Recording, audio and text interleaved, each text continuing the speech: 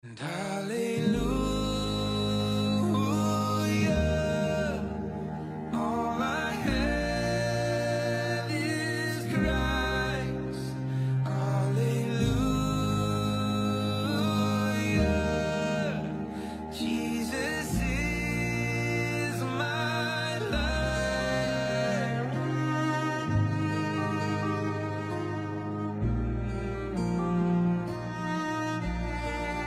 But as I ran, my hellbound race, indifferent to the cause, you looked upon my helpless state and led me to the cross.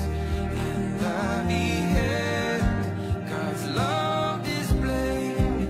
You suffered in my place. You bore the wrath reserved for me.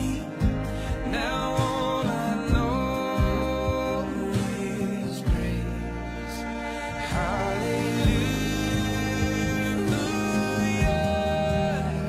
All I have is Christ. Hallelujah. Jesus is my life.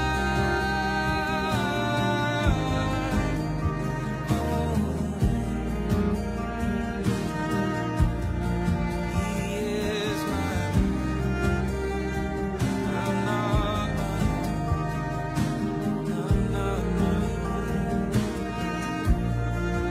Now, Lord, I would be yours alone and live so all might see the strength to follow your commands could never come from me. Oh, Father, use my ransom life in any way you choose, and let my song forever be my only boast is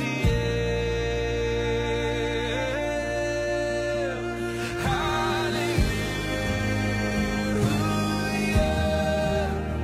All I have is Christ. Hallelujah. Jesus is my life.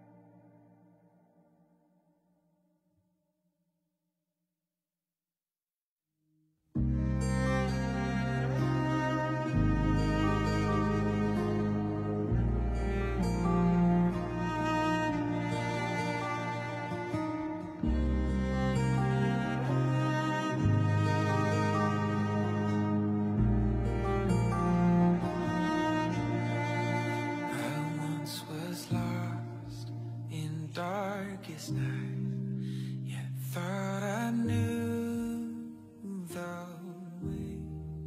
The sin that promised joy in life had led me to. How is it different also when we baptize new converts? Okay. Teka lang, titingnan ko muna kung ako ay nakakonect. Sige, mag-change ano lang ako. Okay.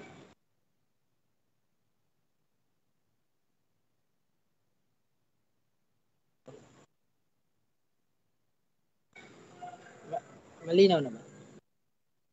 Mami Susan, malinaw na po ba?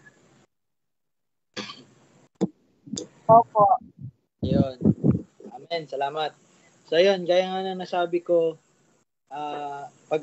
pinag-aaralan natin itong baptism ni Jesus Christ. And dun sa mga makakapanood nito, so, ayun. Yun yung pinag-uusapan natin, pinag-aaralan natin. So, our text quote from Matthew 3, Luke chapter 3 as well, tapos Mark 1. Okay. So, ayun. Babasahin ko lamang po muna yung sa account ni Matthew 3, verse 13, and then the following. And tapos, we will start ulit no, sa ating discussion. Matthew 3, verse 13, at mula sa Galilea, pumunta si Jesus kay Juan sa Jordan upang magpabautismo sa kanya. Ibig siyang hadlangan ni Juan na nagsasabi, ako ang dapat mong bautismuhan, at ikaw pa ang lumalapit sa akin? Ngunit sumagot si Jesus sa kanya, hayaan mong mangyari ito ngayon, sapagkat ganito ang nararapat sa atin upang matupad ang buong katuwiran. At siya ay sumang-ayon. Nang mabautismuhan si Jesus, kaagad siyang umahon sa tubig at nabuksan sa kanya ang kalangitan. At nakita niya ang Espiritu ng Diyos na bumababang tulad sa isang kalapati at lumalapag sa kanya. Sinabi ng isang tinig mula sa langit, ito ang minamahal kong anak, sa kanya ako lubos na nalulubog. So yun po ang salita ng Panginoon at tayo po ay manatili sa panalangin. Ama namin sa langit, ikaw po ang Diyos na tunay at dahil dito tunay na ang iyong salita ay ang nagbibigay lamang ng kaliwanagan at katotohanan tungkol sa kung ano ang totoo at kung ano ang hindi. Lahat ng hindi na naitala sa iyong salita ay hindi kailanman magkakaroon ng otoridad sa iyong iglesia sapagkat ang aming Panginoon, ang aming head ay ang salita na naging tao at siya ang aming Panginoong Hesukristo. Salamat Panginoon na sa aming pag-aaral ay ang Espiritu Santo ang mag-ooperate Panginoon sa bawat isa sa amin, maghahayag ng bawat salita mo at paliliwanagin mo ito para sa amin. Ikaw po ang mabigyan ng kaluwalhatian sa aming usapan at mga usapin na matatalakay sa araw na ito. Ito ang aming panalangin sa iyong banal na pangalan. Amen at amen. So yan, welcome po muli. So kahapon maganda na yung build up ng ating discussion regarding this topic. Sino dito yung pwedeng magbigay ng kahit hindi naman summary but just a recap para lang maging sa atin. Yun alam niyo yun, yung 'di ba kung nanood kayo ng episode 1, ito yung episode 2. Ano yung recap? Baka merong pwedeng kahit isa lang sa atin. You see, gusto lang natin marinig yung boses ng bawat isa, no? Para maging mas lively itong ating daily na Bible study. Okay? So kung walang magvo-volunteer, ako magpo-point out. So mas maigi mag-volunteer na lamang po kayo. Okay. So parang masama yung titig mo sa akin, Ara. Sige, Ara. Ano lang yun na naaalala mo? Kasi, di ba, bata dapat ano pa yung isip eh. Sige. Ano po, parang yun sa Holy Spirit nga po, kumbaga, may word kasi na parang hindi ko siya nakilala. Pero parang napag-aralan natin na yung, hindi ko matandaan yung verse, pero parang may verse doon na sinabi na yung banal na spirito yung nagpuspos or yung nag-guide para makilala ni John the Baptist si Jesus na tagapagligtas. Okay. So, ayun, medyo malinaw pa po talaga, no? Kaya maganda talaga, tinitiki-tiki nyo po yung mga anak nyo, no? Para yung kanilang pag-iisip. So, Sa Juan 1 yung reference na binabanggit ni Ara, at kahapon nga nabigay sa atin to ni Ryle, ano, na para maging pag-aralan natin. So yung sa John 1, binasa natin from 29 ba yun? Ito ang nakaakda doon, nakatala doon sa account ni John. John 1 verse 29, tapos yung mga following verses na din. Kinabukasan, nakita ni Juan si Jesus na lumalapit sa kanya at kanyang sinabi, narito ang kordero ng Diyos na nag-aalis ng kasalanan ng sanlibutan. Siya yaong aking sinasabi. Kasunod ko'y dumarating ang isang lalaki na higit pa sa akin, sapagkat siya'y nauna sa akin. Verse 31, ito na yung binanggit ni Ara. Hindi ko siya nakilala dahil dito'y naparito ako na nagbabautismo sa tubig upang siya'y mahayag sa Israel. Nagpatotoo si Juan. Nakita ko ang Espiritu na bumababang tulad sa isang kalapati na buhat sa langit at dumapo sa kanya. So, actually do ang binasa lang natin is yung tatlong gospel accounts. Yung tatlong yun ay tinatawag natin bilang the synoptical or synoptic gospel, ano, yung Matthew, Mark, and Luke. But actually, in the account of John, nabanggit din yung tagpo na iyon, ano. Pero sabi nga ni Ral, hindi na ito yung baptism yata, ano. Yung binabanggit ni Juan ito. Pero para sa akin naman, itong sinasabi ni Juan na sumulat, no, na apostle, hindi si Juan na tagapagbautismo, is in reference to what is written doon sa three synoptic gospel.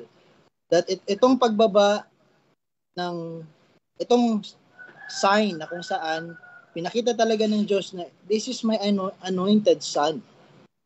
Okay? This is my Messiah. It happened during his baptism. And so babalik tayo doon sa pinag-uusapan natin, the baptism of Jesus Christ, and how is it different from any other baptism. Okay? So ayun, kahapon napag-usapan din natin, babalik tayo sa Matthew chapter 3 na yun nga, sa unang beses ay ibig na hadlangan ni John the Baptist na magpabautismo nga sa kanya si Jesus Christ. And tinanong natin bakit.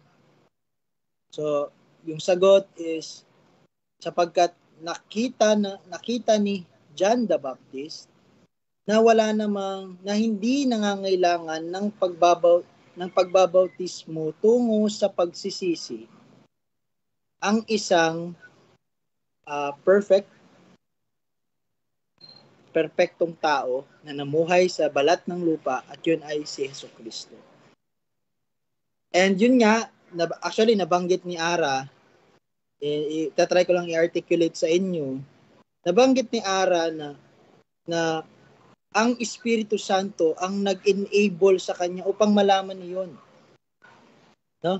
Hindi niya yung salitang hindi ko siya nakilala ay, if you will agree, it is also my understanding now of the text na ang ibig lamang sabihin ni Juan doon ay hindi niya nakilala sa kanyang sariling pagkikilatis ang Misaya, kundi ito ay dahil sa Espiritu Santo na nag-ooperate sa kanya, 'di ba? Bago pa nga siya na-conceive ng kanyang nanay na si Elizabeth, ay siya na ang magiging forerunner ng haring paparating. Ibig sabihin, kung nalalaman man niya na si Jesus ay ang Kristo, diba? Jesus Christ, ito ay dahil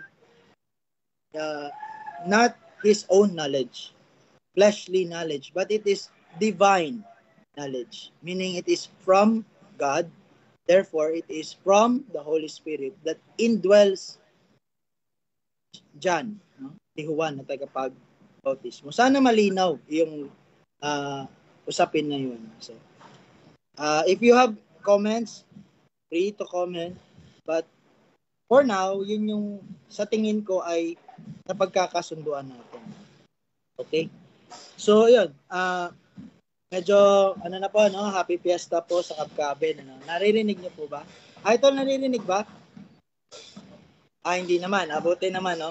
Buti hindi naririnig. So, kudos kay, Apple. No? Sa amin, naririnig namin yung mga tambol. Pero sana hindi ito nakakasira ng natin, no? Reception. Sige, magpapatuloy tayo.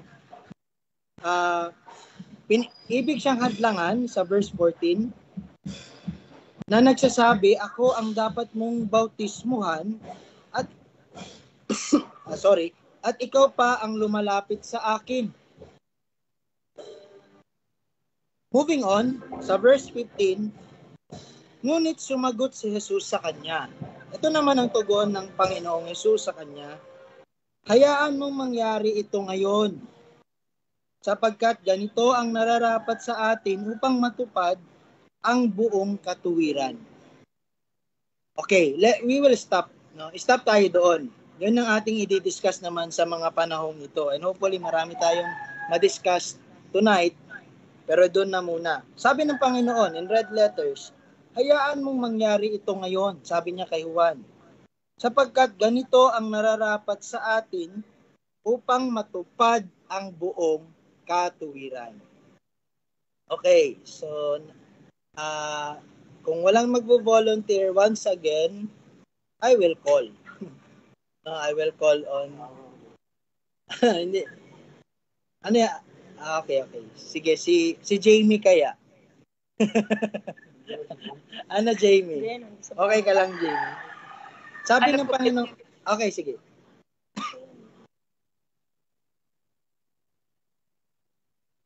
Ay, hello.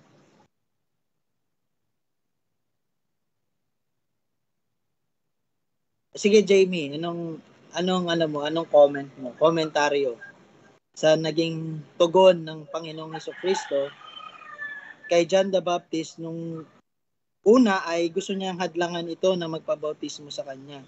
Sabi ni John the Baptist, bakit ka magpapabautismo? Ako nga dapat ang bautismuhan mo. Nasagot na natin yun. Bakit? Kasi nakita ni John the Baptist, wala ka naman pagsisisihan. Ikaw nga po itong Panginoon eh. Diba?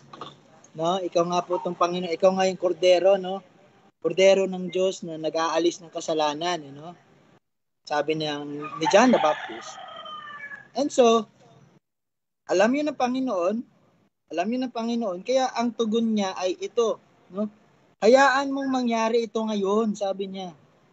Okay, hindi na nag-discuss, wala nang diskusyon na sinabi ang Panginoon, basta sabi niya, hayaan mong mangyari ito ngayon. For whatever reason, and yun nga yung pinaniniwalaan natin na rason, kanina, pinag-usapan natin, kasi that's how we work on exegesis or expository, no? Gusto natin na-extract kung ano talaga yung ibig sabihin sana ng original na sinasabi. Pero yun nga, wala na tayong narinig na tugon tungkol doon, Kaya nga tayo tayo nagba-Bible study, Kasi hindi lahat binibigay sa atin, no? It is part of the literary pag-style na wag ibigay sa atin para tayo din mag-isip, Mag-isip tayo, Kapagkat binigyan tayo ng isip upang unawain tong salita ng Panginoon. So, ganun din ang gagawin natin. Sabi ng Panginoon, hayaan mong mangyari ito ngayon sapagkat ganito ang nararapat sa atin upang matupad ang buong katuwiran. So, ano sa tingin nyo yung naging response ng ating Panginoon kay John? Okay, gusto mo akong hadlangan, sabi ng Panginoon Jesucristo, pero hayaan mo. Gawin natin to. No, kasi nararapat. Okay. So yan, yung mga ganong words, nararapat. So that is our clue. Ano ba, nagre-raisan ba si Tito Bong? No, minsan pag hindi ko kayo ma-acknowledge nagre-raisan, sumabat na lang kayo, no? Sige. Wala nagre-raise.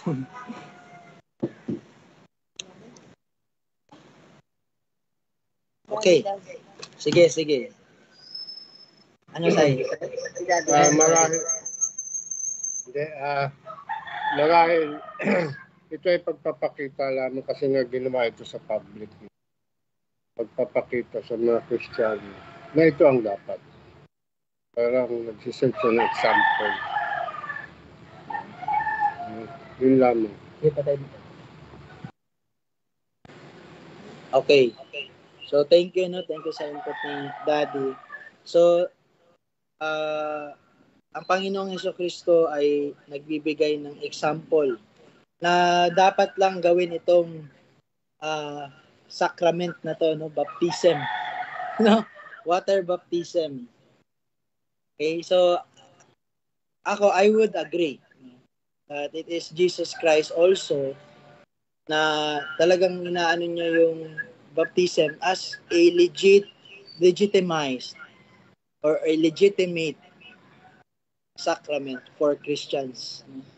Kasi nga, di ba, we have couple or pag marami rin tayong tagpo na kung saan nakita natin talaga na it is part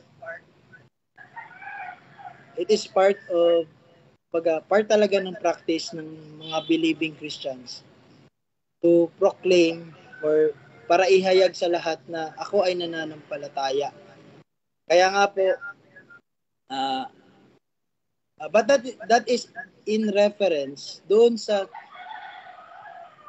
baptism naman na ginagawa na natin ngayon. No?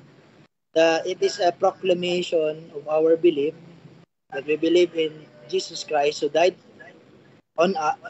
for us. Kaya nga, di ba, pag ini-immerse tayo ay binabautisman sa kanyang kamatayan at sa kanyang pag-ahon, di ba, dali-dali siyang umahon sa tubig. Simbolismo rin ito na tayo rin ay tulad niya ay magkakaroon ng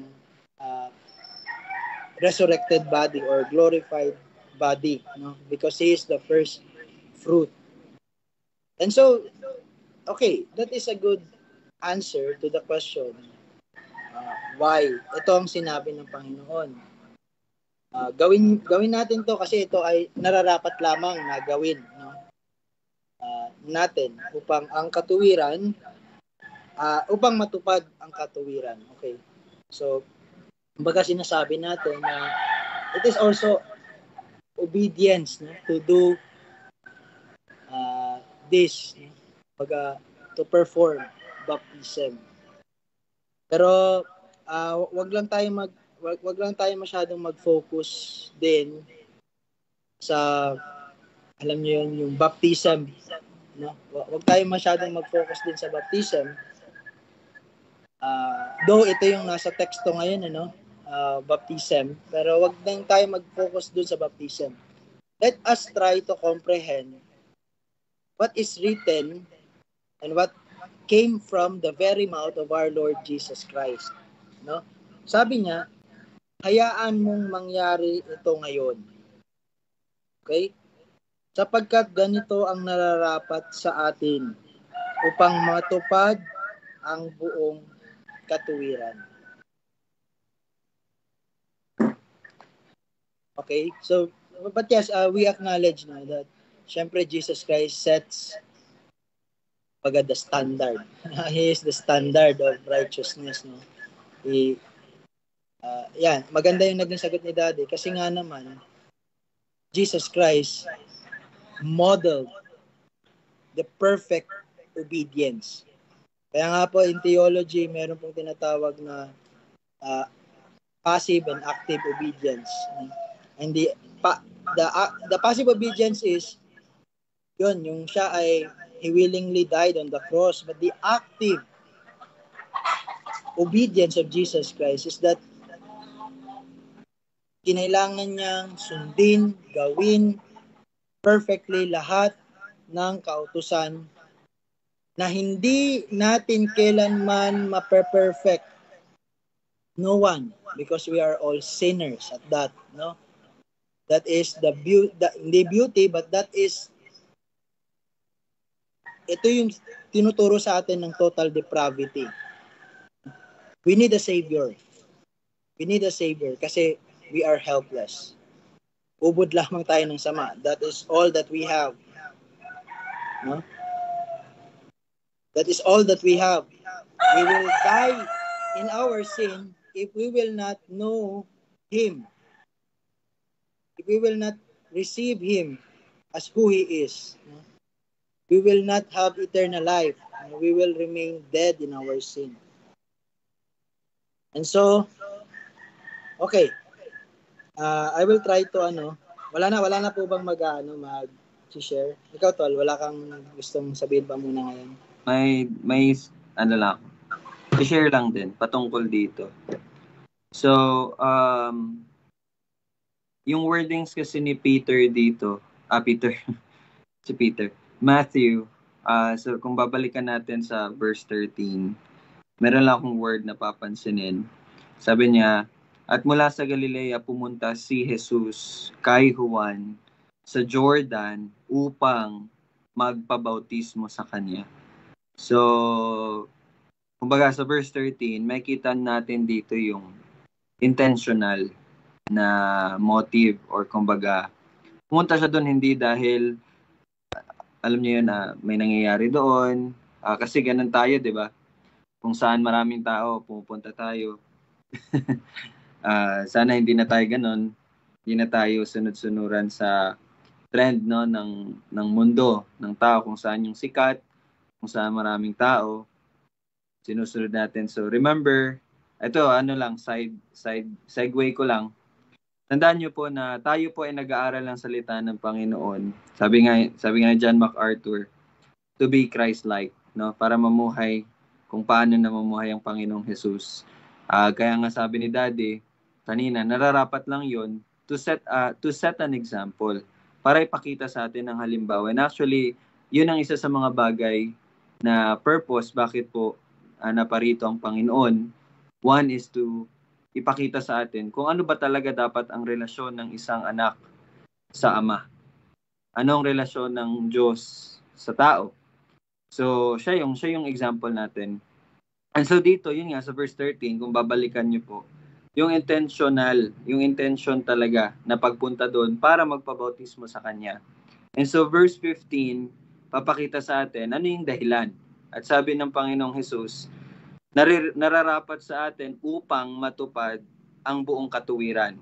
So kung atin pong bibigyan ng kahulugan ng salitang katuwiran, so righteousness, that's what we need. Yun ang kailangan natin para po tayo ay magkaroon ng bahagi sa kaharian ng Panginoon. I mean, kung babalikan niyo po ang Old Testament, kung babasahin niyo po, so it's all about obeying the law, obeying the commandment of God. Okay? So, and dito pinapakita ng Panginoong Jesus yung kung ano talaga yung gagawin niya dito sa lupa. And that is to fulfill the law, to fulfill all righteousness. Bakit?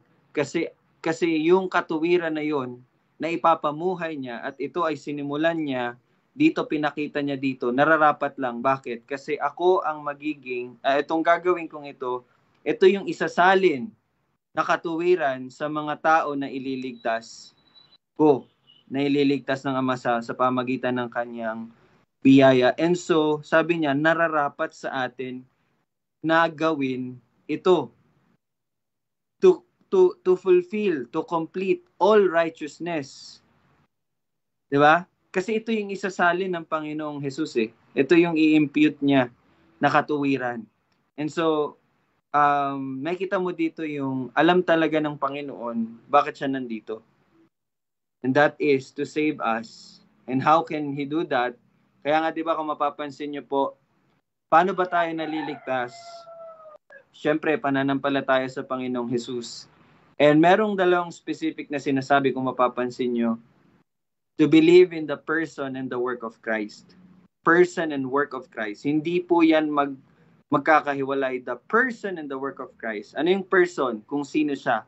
First, dapat maunawaan ng bawat isa that He is God-man. Sabi nga ni John, kung babasahin nyo yung mga akda ni John, the Gospel of John, first, second, third letters of John, and even Revelation, dun talaga binibigyan ng highlight ni John, the apostle, na kung sino man ang naniniwala kay Jesus na siya ang anak, na siya ang nagmula sa Diyos, na siya ang anak ng Diyos, makikita nyo doon, he is talking about the person of Christ. At meron pa siya sinabi doon, kung sino man naniniwala na siya ay naging, hindi ko lang natandaan yung exact terms, pero sinabi niya doon yung siya ay naging tao, parang ganon. Kung sino man naniniwala na siya ay naging tao, siya ay nasa Diyos. So you see, doon niya hina-highlight yung that na ang Panginoong Hesus ay parehong ay Diyos, ay siya ay Diyos at tao. So that's the person of Christ.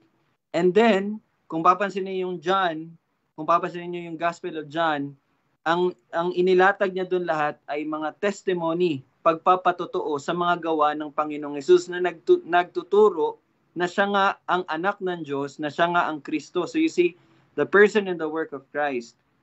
So, napakahalaga na maunawaan natin yun. And dito sa verse 15, pinakita sa atin, no, the real intention kung bakit nandito sa lupa ang Panginoong Hesus, and that is to save us. And how can He do that? Sa pamagitan ng work niya. Anong work yon? And that is to fulfill all righteousness. Kasi yan ang Diyos. He is a perfect God. He is a perfect God. And so, banal lang Diyos. Iba siya sa atin. Kung tayo, we always rest on 90%, sige, okay na to. Pero no, God is God and He is holy. And His standard is, kumbaga, kung sasabihin natin 100%, ganon kumbaga. And yun ang ginawa ng Panginoong Jesus. So, sa akin din kasi, again, dahil po sa pagbabasa ko sa Old Testament, doon ko talaga nakita na kung gaano kabanal ang Panginoon. And I have no right, wala po akong karapatan na paglingkuran siya na paupo-upo lang, paglingkuran siya na alam niyo yan, yung hindi ako magiging hindi ko lang maano sa words. Pero yon, basta ang puso ko talaga ngayon really desire to serve the Lord. Kasi yun nga, nakita ko kung ano ang gawa ng Diyos. Kung sino siya through the history. So, dito mo makikita din sa pagdating ng Panginoong Jesus, how serious Jesus is. Kung gaano kaseryoso ang Panginoong Jesus to fulfill all righteousness. Kasi He knows the Father. And yun, siguro sa nakikita ko dito, yun nga, yung word ba na matupad ang buong katuwiran. So, thanks be to God. Thanks be to our Lord Jesus Christ. Kasi tinupad niya yun para sa atin. Kung wala yun, wala. Yung pinangahawakan natin. So, kumbaga, this is the beginning of His ministry. Dito magsisimula yung ministry ng Panginoong Jesus. And so we praise Him kasi tinupad niya lahat. Ang buong katuwiran. And that's the righteousness that we have. Ang ginawa ng Panginoong Jesus. So praise be to God. Serve the Lord Jesus Christ. Serve Him with all your heart, soul, and mind, and strength. Mahalin niyo po ang Panginoong Jesus. Kilalanin niyo siya. No, wag po kayong manatili. Kumbaga, yes, we are saved. Tapos na po yun. Tapos na po yun. Pero I believe that will, yung finished work ng Panginoong Jesus will really change us. And di ba, mapapansin niyo po sa lahat ng mga apostol, lahat ng mga naunang mga naglilingkod, mga naunang alagad. Nung nakilala nila ang biyaya ng Panginoon sa pamagitan ni Jesucristo, sila'y namatay para sa Kanya.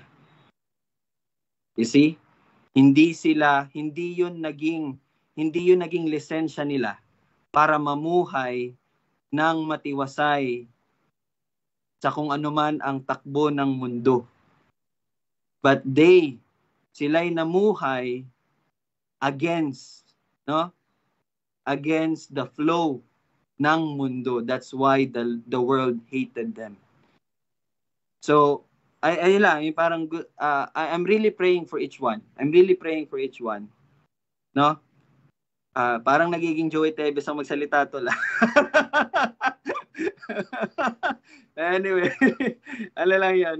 Yun lang, praying for you and encouraging all of you to spend more in His Word, in obedience to God. Serve Him, love Him. So, yan lang, medyo nag-extend lang ako, tol. Tinake ko lang na chance yun to encourage each one. Sana na-encourage kayo. Yun lang, tol. Okay. Tol, yan ang maganda. Hello. So yun, yun nga, kumbaga nakita natin, no, the intentionality of our Lord to save us, to redeem us. That is, alam niyo po, si Jesus Christ is the perfect, He's the exact representative of God. Because He is God, no? Kumbaga, in human flesh, something that we can relate on. Sabi ko nga, the infinite God, siniksik niya yung kanyang infinity sa isang finite na isip natin. No? Hindi talaga natin, kaya nga po sa heaven, wala pong dull moment sa heaven. Kasi we will always, from glory to glory, hindi na po, kumbaga, that is just by design, no? Hindi natin kailangan maging Diyos to glorify God. We ought to be what we are created for, and that is what is the chief end of man? Man's chief end is to glorify God and enjoy Him forever. So yan yung kagandahan ng tao. Siya ay nilikha para sa glorification ng kanyang pangalan. And so, actually, it is very theological kasi itong verse 15. Kasi sabi nga ng Panginoon, sapagkat ganito ang nararapat. Pag sinabing nararapat, it is necessary, needed. Na hindi pwedeng wala ito kasi kaya nga needed eh. Hindi ito optional. There's no option not to fulfill the law. Kasi, theologically speaking, we are saved by works. Yun, nabanggit na ni Rylan. Diba? It is by faith. So, yung faith po, yun po yung, kumbaga, the means. Yun po yung means kung saan we receive salvation through faith alone, by faith alone. But yung mismong substance na kung saan, di ba, what is faith in Hebrews 11 verse 1?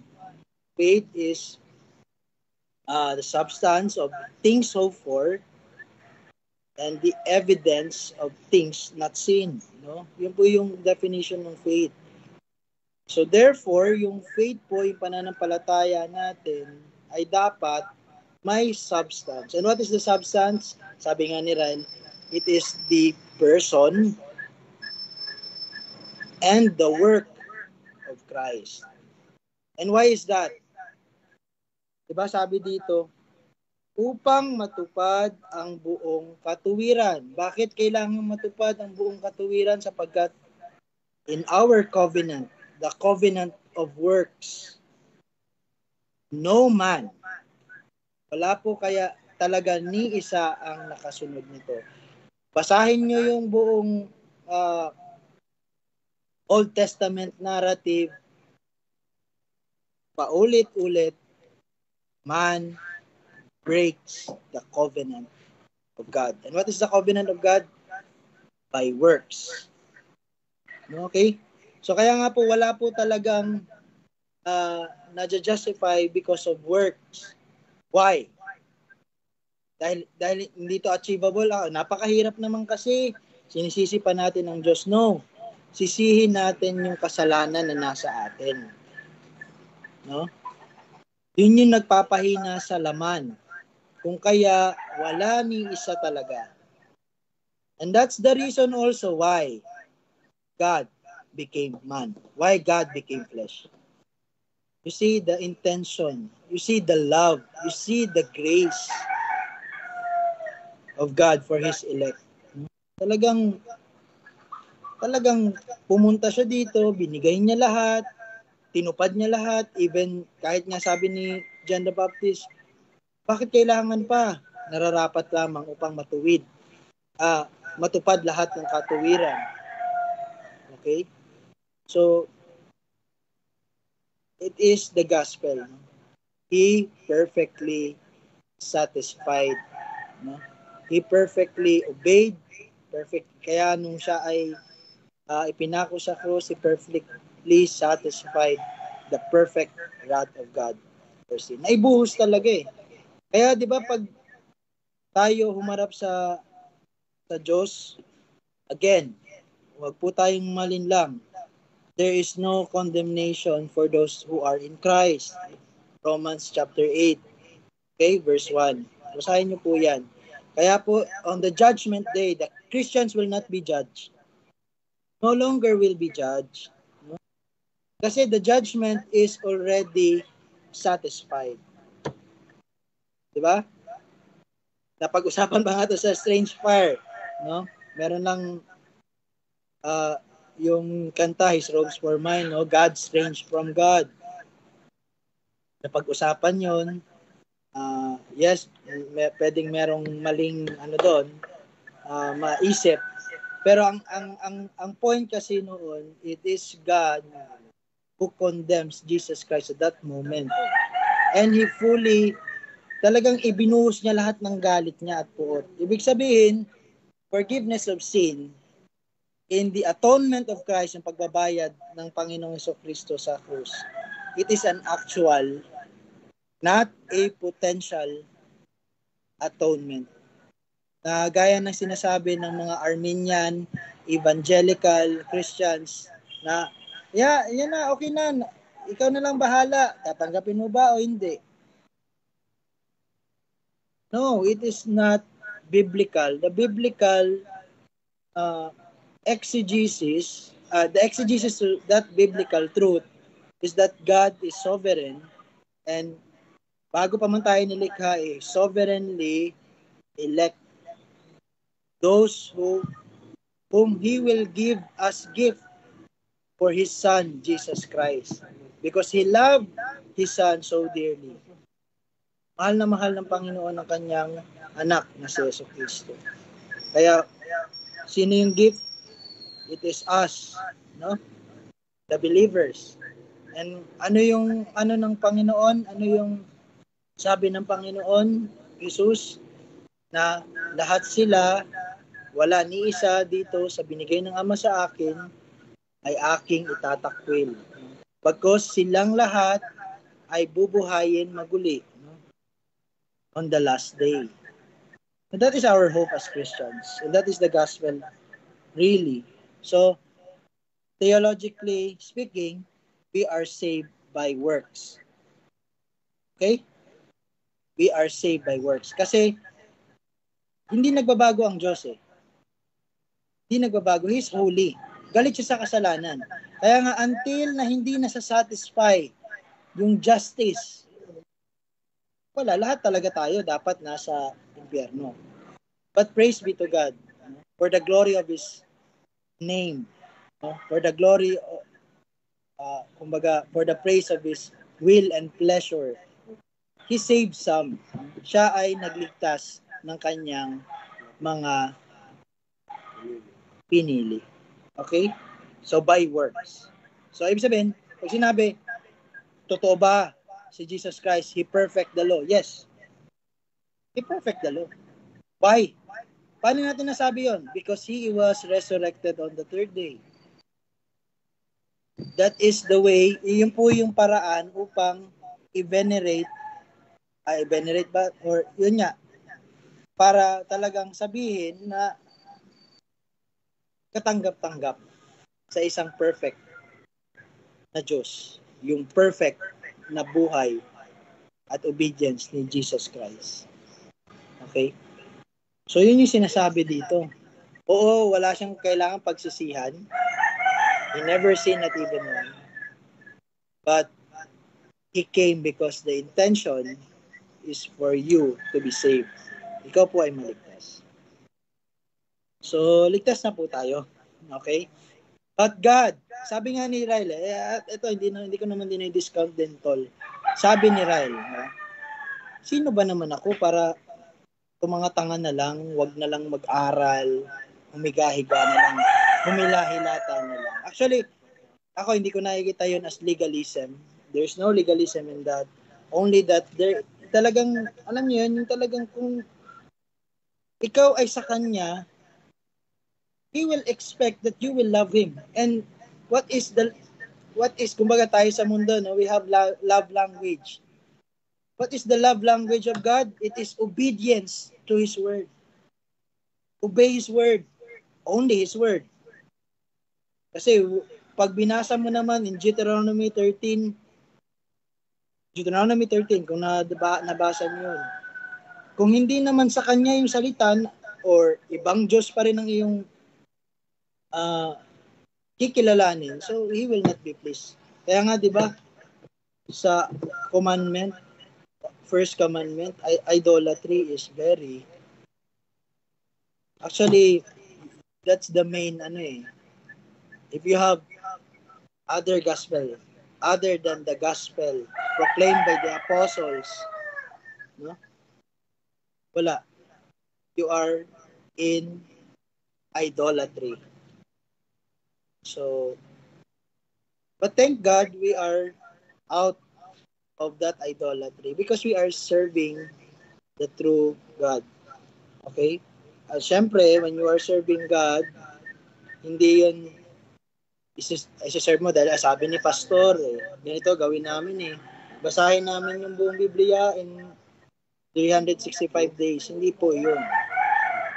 Only you will serve God if you have faith.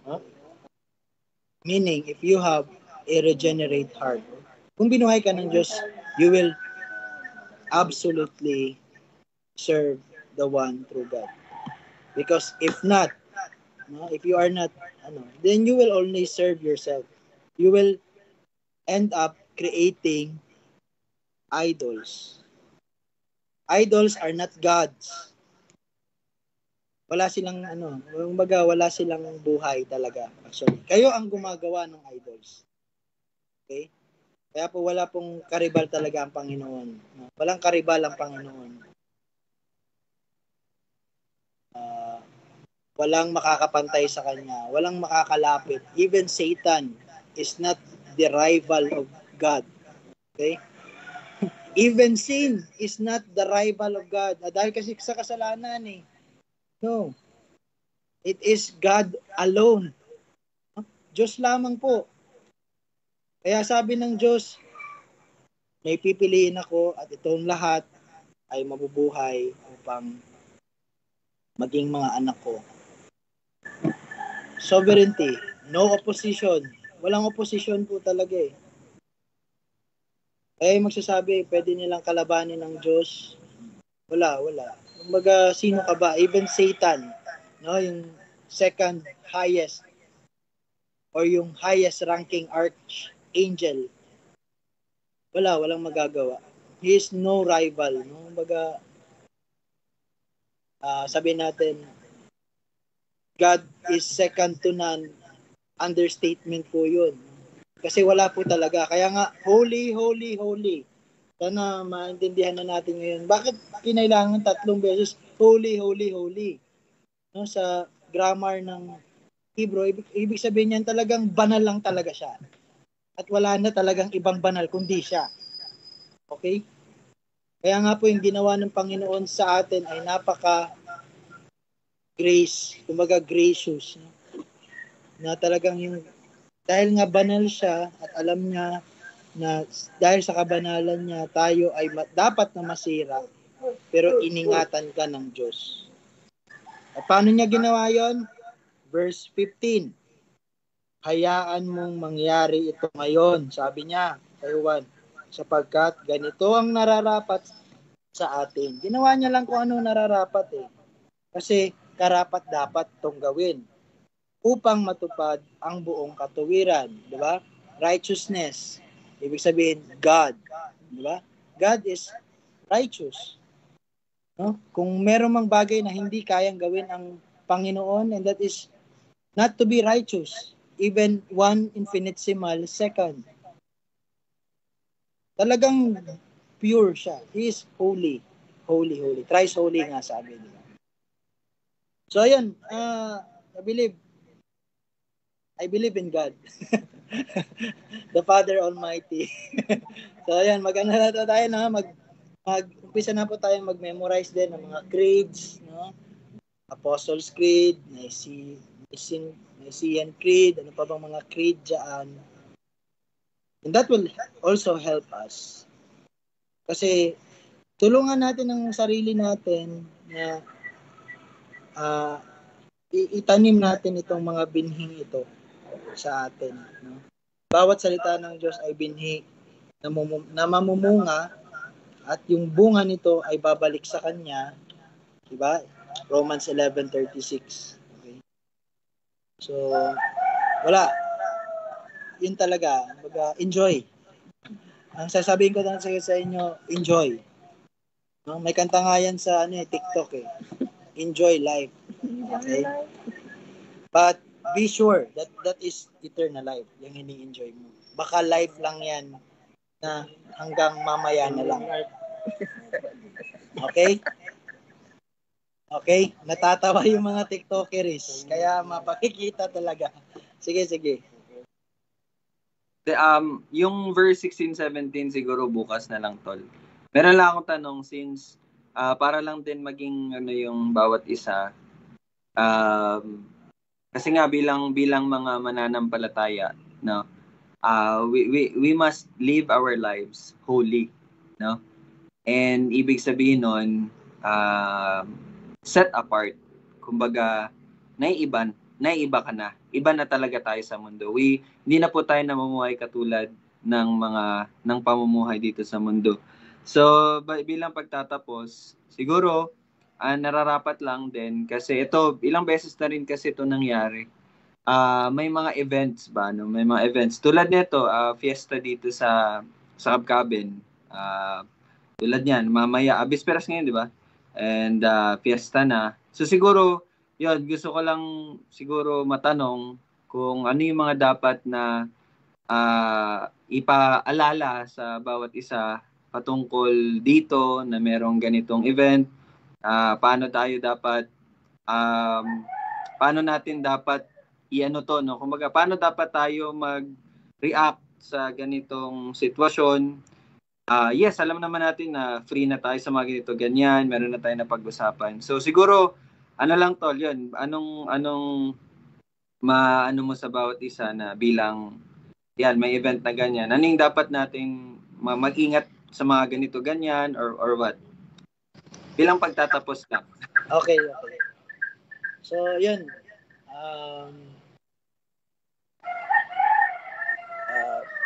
We live in the world.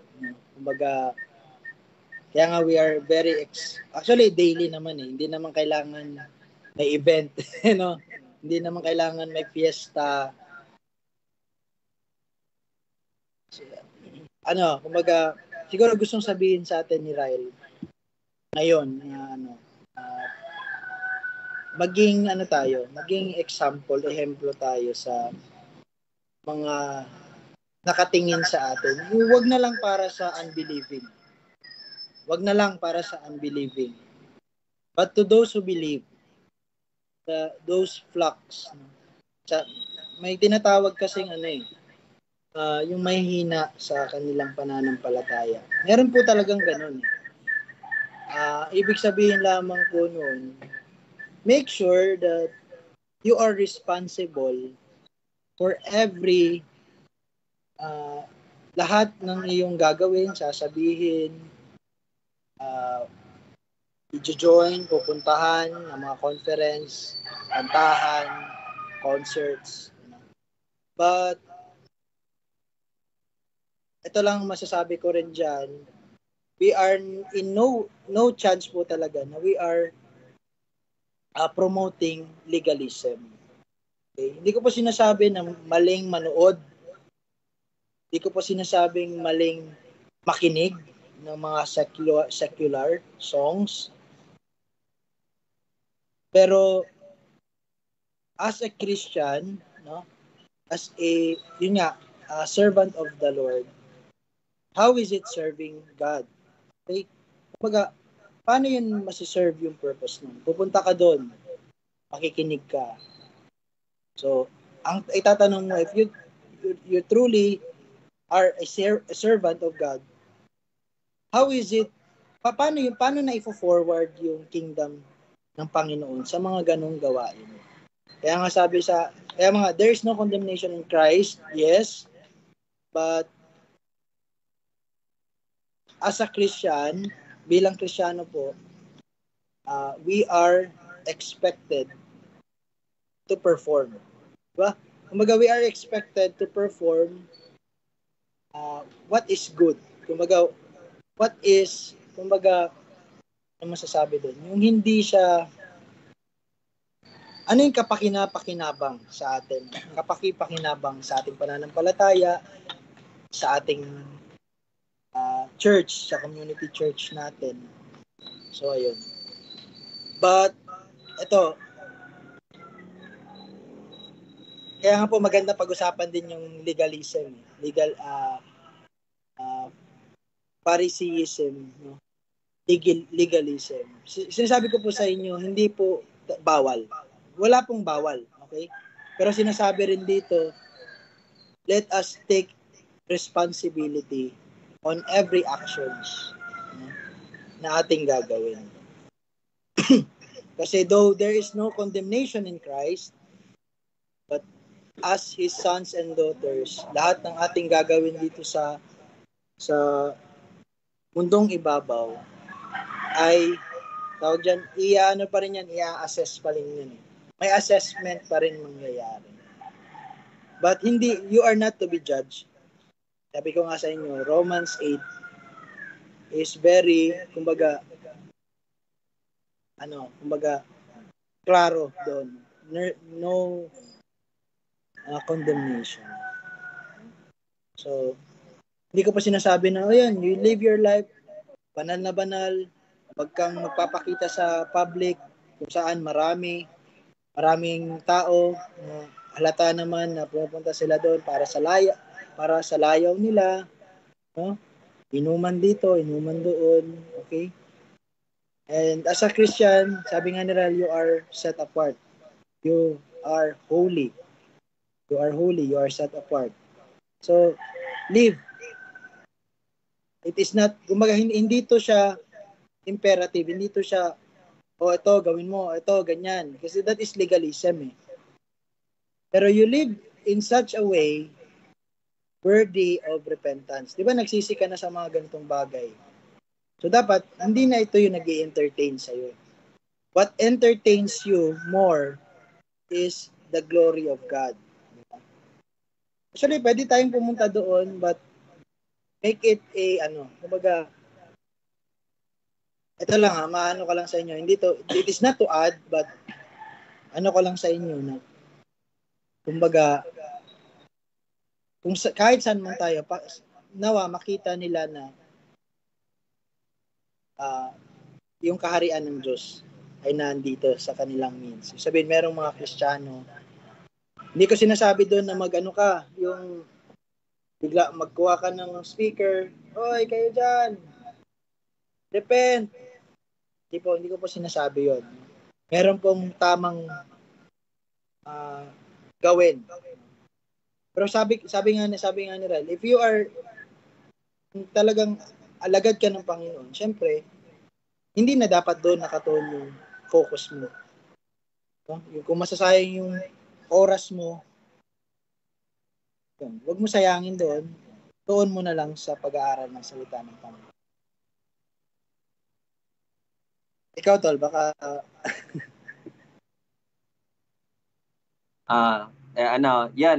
I think na sabi naman ng malinaw sa atin. So, siguro i-express ko lang po yung heart ko para sa bawat isa na kumbaga, ayun nga, wala naman talagang mali, no? I mean, hindi ko sasabihin na walang mali, pero sasabihin ko na lahat pwede natin gawin. Tayo na po ay ligtas na, there's no condemnation. Yan nga, paulit-ulit, there's no condemnation. Pero kasi lagi nating tandaan, yung mga ginagawa po natin, hindi na po natin yun tinitingnan sa mukha ng kautusan. Okay? Kasi, kaya nga, sabi nga din ni John MacArthur, alam niyo po ba, ang antinomianism ay legalism lang din. Actually, hindi sila magkaiba. Kasi pareho ang legalism at antinomianism, they put their standard sa law. But kung ikaw ay nasa kay Kristo na, wala na yung law. Yung mga ginagawa mo, hindi na yun na-measure sa law. Hindi na sobra ka naman, kulang ka naman. Di ba? Kulang. Parang ganun. Kasi nga, it's still nasa kautusan pa rin yung standard na tinitingnan. So, what I'm saying is, ayun, kumbaga, it is true kasi po talaga na kung tayo man ay binuhay ng muli, no, we will see things differently kasi we are a new creation. We see things, nakikita natin na yung mga bagay-bagay dito sa mundo in light kung paano tayo binago ng Panginoon. And that is, tinitingnan na natin yung mga bagay sa taas, hindi na dito sa mundong ito. So, nagiging maingat din, nagiging wise, kumbaga, nagiging wise din po tayo sa mga pinipili natin na gagawin, na kung paano natin gagamitin yung mga oras natin. So, ayun lang, kasi nakita ko lang din doon sa Old Testament na itong mga, yun nga, sa Old Testament, nakita ko yung trend ba. Whenever wala nang nagsasabi sa kanila, wala nang nagli-lead, wala yung salita ng Panginoon, they will always go astray. And sa akin lang din, sa experience ko, kumbaga, nakikita ko lang din na whenever na nagiging ako sa salita ng Panginoon, may mga, nandyan talaga dumadating yung mga panghihina, dumadating yung mas madali kang gumawa or matempt ba. Pero by the grace of God, nakita ko yung kahalagahan ng pag-aaral ng kanyang salita day and night. Every moment na meron akong free time, binabasa ko yung salita ng Panginoon. I always feed myself with the Word of God. Doon ko nakikita na paano nababago yung isipan ko and yung heart ko towards the Lord para pagsilbihan siya. So, yun din ang prayer ko. It is God na mag-work po sa buhay natin. The only thing I can do is to share it to you and paalalahanan lang din kayo.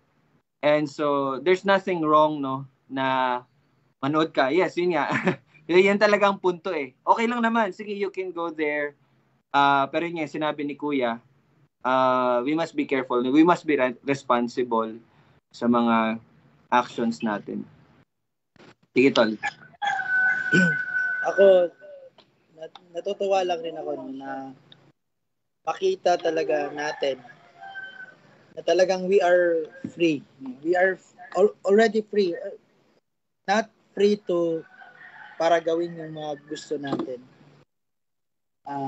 We are free kasi alam natin na yung mga bagay na ito, kung ito yung hahadlang sa atin upang lubusang maunawaan yung salita ng Diyos, alam natin na ito ay dapat hindi natin i-cherish. Okay? Kasi, kumbaga, ito, practical eh. Same as yung mga epistles. No? Epistles, yung mga letters, ito yung sinusulat ng mga apostol para magbigay ng, alam nyo yun, yung katotohanan, i-apply sa real life situation. Okay? So, tulad ngayon, may mga fiesta na ganyan. Alam natin sa fiesta, maraming mga katuwaan, maraming mga, alam nyo yun yung typical, no? Typical. Lahat tayo naman nagdumaan sa ganyan eh. Pero, yes, we can enjoy those things. We can enjoy. But wag na natin siyang gawing alam niyo yung hahad lang sa atin upang doon na lang tayo tumuon. Di ba? You can enjoy those things. Kumbaga, kung ang ano nyo is to relax your mind, yes, you need that. Alam ng Panginoon yan.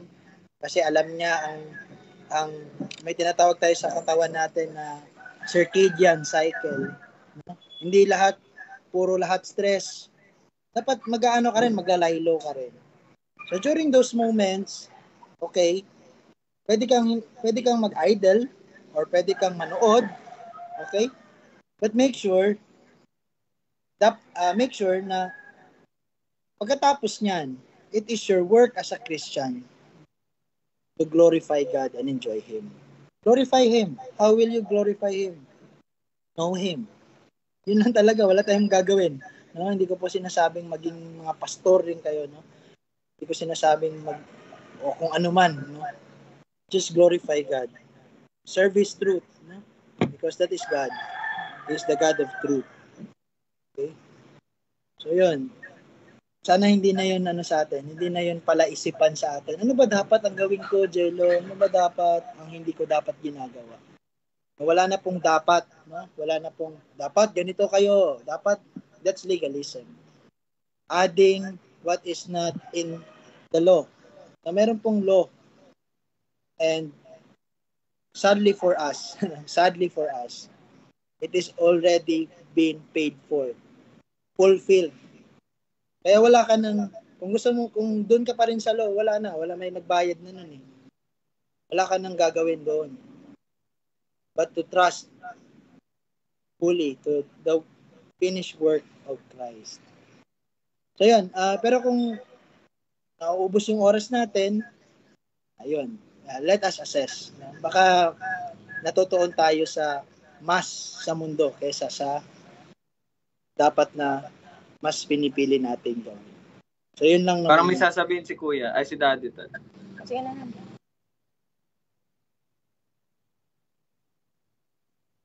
May, kasi ang pesta, meron mo nag-i-invite. Alam mo na kung ano yung dapat mong gawin. Saka parang mas magandang puntahan mo yung kapwa mo na mananampalataya. Halimbawa, Kalamamiso. Yun ang mas no? Kumbaga, kung pupunta mo yung mga kaibigan mo na alam mo naman na meron silang mga inuman, mga di ba? So, mas magandang pasyalan mo na lang yung kapwa mo na parehas mo na mananampalataya. Sige, Tito Ben.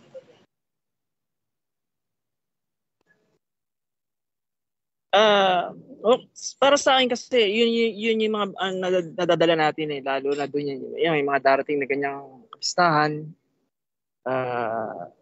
Ayun, isa ako doon eh. May mga bagay din na nagkakaroon tayo ng excitement, ganun na nakikita natin yung takbo. O minsan nawawala tayo, ganun. Pero salamat tayo kasi nagkakaroon tayo ng awareness. Kumbaga, hindi na tayo talaga nagkakaroon ng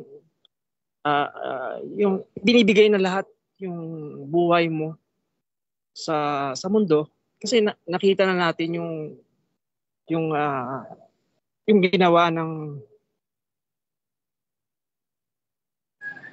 Okay. So yun, nakita natin yung ginawa ng Panginoon natin.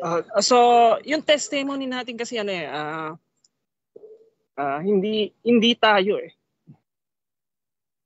So yun. So it is the work of Christ. Hindi po tayo, hindi yung ating sarili ang ating dapat na tinitin. So minsan kasi lalo yung ako diyan yung harap sa tao. Minsan talagang medyo yung salita ko yun ang hindi nawawala sa akin. Medyo nadadala pa rin ako ng style ng mundo, yung pananalita, lalo yung pakikiharap kasi kailangan din yun, natututunan ko yung mga bagay na dapat na maiwasan lalo na sa pakikiharap sa tao. So na hindi kailangan na yung may pagkaano na hindi na dapat yung mga gawi na sinasabi. Minsan ganun kasi ako eh. May mga times na ganun ako. Pero yun talaga, may mga bagay na ganun. Pero yung testimony talaga ng God, minsan talaga yun ang tumatatak eh. Yung kagad na nangunguna po, naiisip ko kagad yun. So yung awareness na binibigay niya, yun, may nagiging may takot na tayo to umarap sa mga bagay na nangyayari dito sa mundo na kailangan nating yun yung mga bagay na natututunan natin lalong-lalo na doon sa mga salita ng Diyos na binibigay. Yes, amen. Bali, ano lang talaga, no? Kumbaga, if you are peaceful sa ginagawa mo, then wala talagang walang makakapag na sa inyo. Let us read Romans 14. Basahin niyo yung Romans 14 that will give peace, no, sa mga ganito. Kasi minsan talaga kung yung babalik tayo sa ating mga flesh, manghihina lang talaga tayo. Remember, we are at peace. Why? Because the Spirit dwells upon us. So kung pupunta tayo sa mga ganung mga okasyon, walang problema. Wala talaga problema actually, no? Because if you have peace, no, kaya ka lang naman nako-condemn kasi iniisip mo pa rin yung sarili mo eh, no? Iniisip mo pa rin, tama pa bang ginagawa ko to? Tama pa bang nakikita ko dito? Hindi naman, no? Kaya nga po, for us to be at peace with God, let us immerse ourselves in His truth. Balik talaga tayo sa truth niya. It is only by grace. It is spiritual, not flesh. Okay? So, ayun. Kaya nga po, maigi, Bible reading, Bible study, prayer, okay? It will not harm you. Wala pong it will, anong gagawin nun? Lalo ka talagang may immerse sa Kanya. And so, you will be discerning. Sabi nga ni Tito Bong, awareness. What gives you awareness? That is discernment. That is a gift from the Holy Spirit. Diba? When you abide in Him, so the Holy Spirit will also abide in you. Diba? Yun lang naman yun eh. Ganun naman yun eh. But when you grieve the Holy Spirit, talaga, magiging grievous na sa'yo. Pag, nagkakasala naman ako, umiinom na naman ako. Diba? Anong napapala natin pag nagkakasala tayo? Hindi nawawala yung kaligtasan, pero nalulungkot tayo. So yun. Sana mawala yung kalungkutan sa atin. Okay, time's up na. Let us pray. Heavenly Father, we bless you. We thank you. Salamat, Panginoon, sa natapos mo na ginawa mo na. Already, the double imputation, Panginoon, na nangyari sa krus ng aming mga kasalanan ay inilagak mo sa krus kasama na namatay sa laman ng aming Panginoong Hesukristo. Ngunit sa ikatlong araw siya ay nabuhay, patunay na siya ay namuhay ng perpekto ayon sa perpektong kautusan ng perpektong Diyos. At lahat ng nananampalataya sa Panginoong Hesus ay wala ni isa sa kanila ang kanyang itatakwil, bagkus kanya itong kikilalanin at ito ay kanyang tatanggapin bilang kabilang sa pamilya ng aming Ama sa Langit. Ama sa Langit, salamat po sa lahat ng biyaya na aming natatanggap sa araw-araw.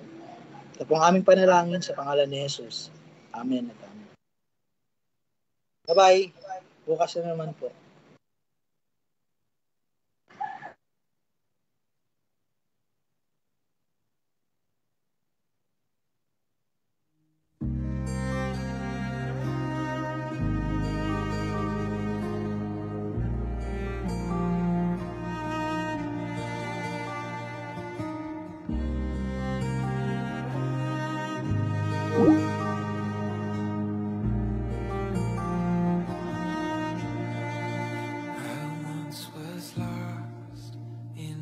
darkest night, yet thought I knew the way. The sin that promised joy in life had led me to